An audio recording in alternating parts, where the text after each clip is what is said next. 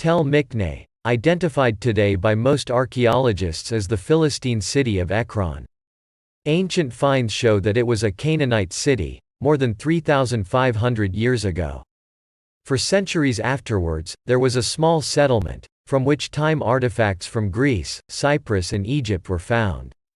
The Book of Joshua mentions the place in the area of the tribe of Judah, and once in the area of the tribe of Dan, but it was not conquered by Israel even during the First Temple period. The Philistines arrived in the country in several waves of migration, probably from the island of Crete and the Aegean Sea located between Greece and Turkey. They controlled the area called the Land of the Philistines, between Gaza in the south and Ekron in the north, and even reached as far as the Yarkon River. Ekron was one of the 5 cities of the Philistines, and had an olive oil industry. They believed in God, Beelzebub. In the Book of Kings, Ahaziah king of Judah after being wounded asked, "Go, inquire of Baal-zebub the god of Ekron whether I shall recover of this sickness." And Elijah the prophet told him, "Is it because there is no God in Israel, that ye go to inquire of Baal-zebub the god of Ekron?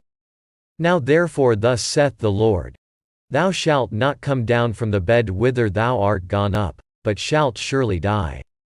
And so it was. The city was conquered by Sargon II king of Assyria, and later, Hezekiah king of Judah rebelled against the Assyrians and conquered the city. After a few years the Assyrian Sennacherib conquered the city back.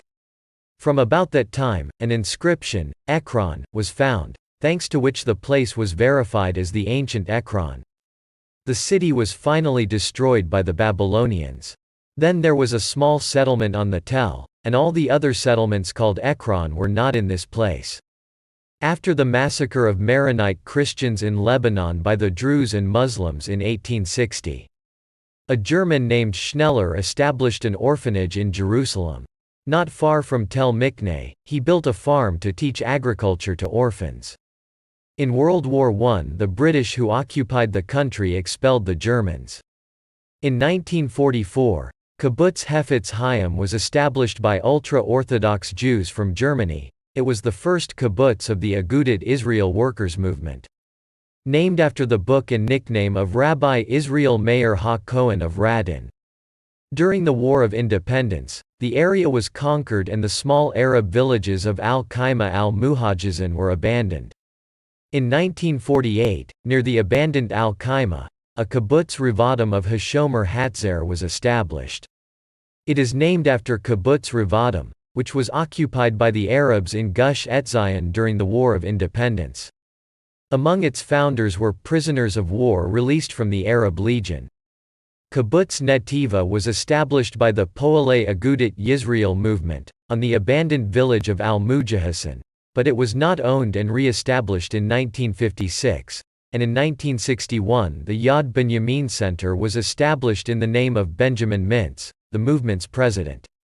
Moshev Beit Hilkiah was also established by the Poalei Agudat Israel movement in 1953. After the disengagement from Gaza, the residents of Ganei Tal from Gush Katif wanted to preserve the community, and in 2010 the settlement of the same name was established.